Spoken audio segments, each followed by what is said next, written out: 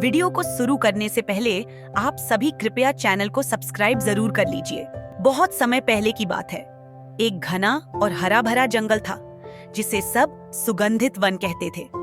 ये जंगल बहुत ही खास था क्योंकि यहाँ के जानवरों और पेड़ पौधों में कुछ ऐसा था जो दूसरे जंगलों में नहीं था।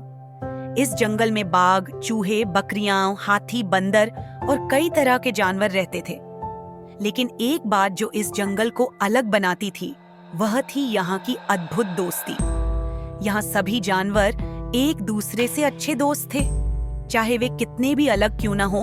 एक दिन सूरज और मोनिका नाम के दो छोटे बच्चे जंगल में घूमने आए। वे बहुत खुश थे और जंगल की सुंदरता का आनंद ले रहे थे। सूरज ने मोनिका से कहा, क्या तुमने कभी इतनी सुंदरता देखी है? यहाँ के पेड़, फूल और पक्षी सभी बहुत प्यारे हैं। मोनिका ने सिर हिलाते हुए कहा, हाँ सूरज, ये जगह सचमुच बहुत खास है। मुझे तो लगता है कि हम यहाँ हमेशा के लिए रह सकते हैं। दोनों बच्चे जंगल में और गहरे चले गए। अचानक एक तेज आवाज आई और देखते ही देखते एक बाघ सामने आ खड़ा हुआ। उसकी बड़ी बड़ी आंखों में ताकत थी और उसकी पीठ पर धारदार बाल थे। सूरज और मोनिका थोड़ा डर गए, लेकिन फिर उन्होंने याद किया कि इस जंगल में जानवर हमेशा दोस्त ही होते हैं। बाघ ने अपनी गहरी आवाज में कहा, तुम दोनों क्यों आए हो इस जंगल में? डरने की जरूरत नहीं है, मैं तुमसे कुछ नहीं करूंगा। सूरज ने हिम्मत जुटाई और कहा, हम जंगल की सुंदरता देखने आए हैं। क्या आप हमें जंगल के बारे में कुछ बता सकते हैं? बाघ ने हंसते हुए कहा, तुम दोनों तो बड़े दिल वाले हो। देखो, इस जंगल में सिर्फ मैं नहीं, और भी कई दोस्त हैं जो तुम्हारे साथ खेलेंगे। बाघ के साथ एक छोटा चूहा दौड़ता हुआ आया।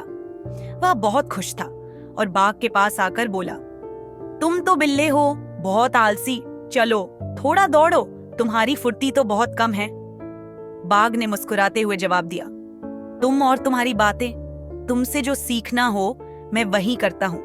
तुम मुझसे हमेशा तेज दौड़ सकते हो, लेकिन मैं अपनी ताकत से तुमसे जीतता हूँ। चूहा हंसी में बोला, तुम हमेशा मजाक करते हो, लेकिन सच्चाई ये है कि तुम और मैं मिलकर बहुत अच्छे दोस्त हैं। इसी बीच जंगल से एक बकरी आ गई।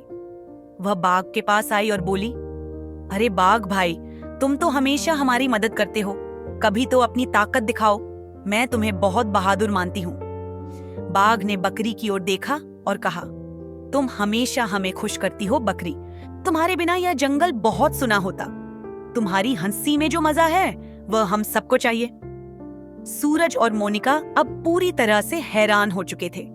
उन्होंने देखा कि बाघ, चूहा और बकरी आपस में कैसे हंसी खुशी बात कर रहे थे और एक दूसरे के साथ कितने अच्छे दोस्त थे।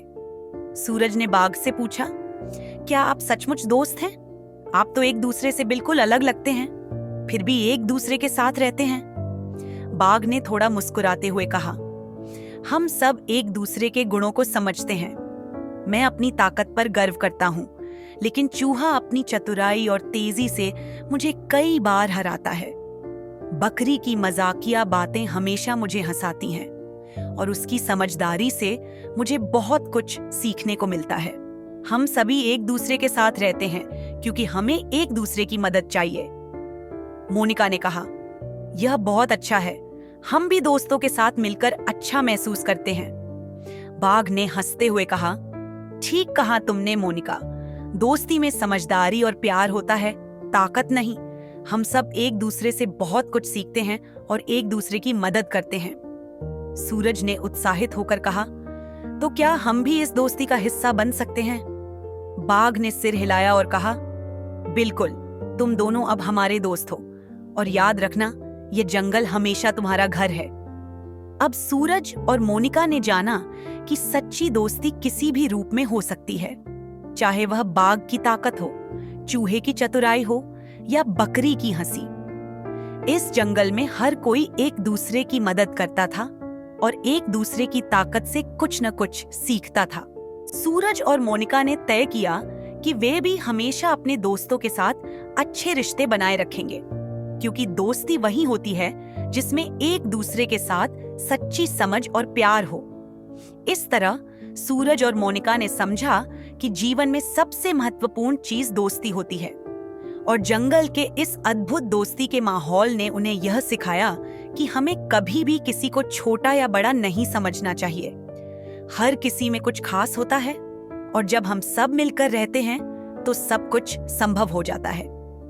आखिरकार सूरज और मोनिका जंगल से लौटे, लेकिन उनके दिल में हमेशा उस अद्भुत दोस्ती की यादें बनी रहीं जो उन्होंने जंगल के उन अजीबो-गरीब दोस्ती भरे जानवरों से सीखी थी। वीडियो को पूरा देखने के लिए शुक्रिया। आप सभी कृपया चैनल को सब्सक्राइब जरूर कर लीजिए। धन्यवाद।